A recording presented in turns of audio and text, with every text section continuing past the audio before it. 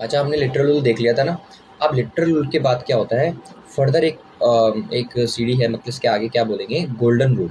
Golden rule क्या होता है, गोल्डन रूल में ना, अगर आपको गोल्डन रूल समझना है ना, सबसे पहले आपको लिटरल रूल ही समझना होगा। आपको पिछली वीडियो देखनी पड़ेगी, क्योंकि गोल्डन रूल अप्लाई करने से पहले हमें लिटरल रूल अप्लाई करना पड़ता है। गोल्डन रूल एक उसका एडिशनल मतलब बोलेंगे आप, एडिशनल वो है, क्या बोलेंगे, वे है किसी भी स्टैट्यूट्स की वर्ड्स को अंडरस्टैंड करने के लिए। कोर्ट के पास एक राइट, मतलब क्या बोलेंगे उसको, एक चॉइस दी गई है कि वो गोल्डन रूल अप्लाई कर सकता है जज, है ना। मतलब वो वर्ड्स का जो ऑर्डिनरी मीनिंग था ना, उसके डिपार्ट जाके, मतलब उसका कुछ और मतलब उसका कोई और मतलब भी निकाल सकता है। जो एक ग्रामेटिकल, एक लिटरल और एक ऑर्डिनरी जो मीनिंग था, उसको रहने दे, उसको छोड़ दे। और पर लेकिन कब, जब कोई एब्सर्डिटी आ रही हो, एब्सर्डिटी आ रही हो मतलब कुछ रिजल्ट्स, खराब रिजल्ट आ जाएंगे अगर हम उसके जनरल मीनिंग को लेके चलेंगे, उसके ऑर्डिनरी मीनिंग को लेके चलेंगे, तो क्या होगा, जो परिणाम होंगे ना वो गलत होंगे, एब्सर्ड वो होंगे, रिजल्ट्स होंगे।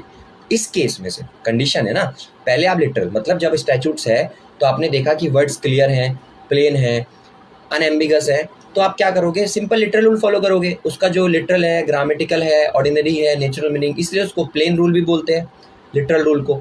अब आपने देखा कि लिटरल अब आपने देखा कि यार प्रॉब्लम आ रही है, अगर हम इसका डिक्शनरी मीनिंग या ग्रामेटिकल मीनिंग अगर हम यूज करते हैं ना इस पर्टिकुलर निर्णय के लिए, पर्टिकुलर डिसीजन के लिए, तो ये क्या है, पहली बात तो चार कंडीशन है।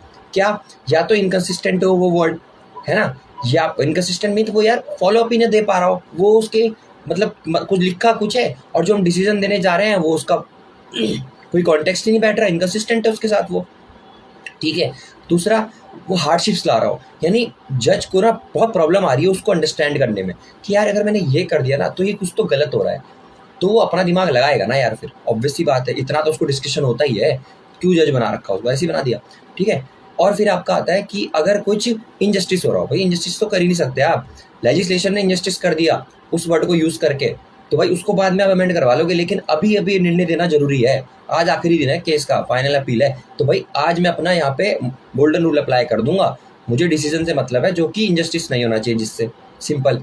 ठीक है, एब्सर्ड पढ़ लिया, एब्सर्डिटी हो गया, इनकन्वीनियंस, हार्डशिप, और अगर आपका इनजस्टिस हो रहा है किसी भी स्टैट्यूट के, किसी भी वर्ड से, किसी भी फ्रेज से, किसी भी सेंट, तो क्या है, कोर्ट क्या करेगा, अपना दिमाग लगा के उन वर्ड्स के जो नॉर्मल अर्थ है उसके अगेंस्ट जाके कुछ एक्स्ट्रा देगा। लेकिन बस एक कंडीशन है, जितना जरूरी है, जितना एब्सर्ड रिजल्ट आ रहा है ना उसके एक्सटेंड में रह के देगा।